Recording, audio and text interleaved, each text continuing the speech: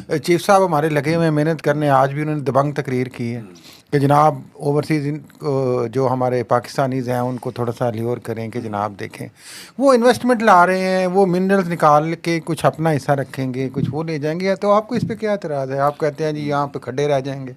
बिल्कुल सही, मुझे कोई एतराज़ नहीं जी, बड़ी सिंपल बात है। मैंने बहुत बच्चे मतलब हिस्ट्री में आपने भी देखा है, जो बादशाहों के बच्चे थे, अमीर लोगों के बच्चे थे, वो रोल गए। बिल्कुल दौलत देखें। कोई होल्ड नहीं कर सकता ऐसे, दौलत अपनी मेहनत से होल्ड करनी पड़ती है और दौलत बनती भी मेहनत से है।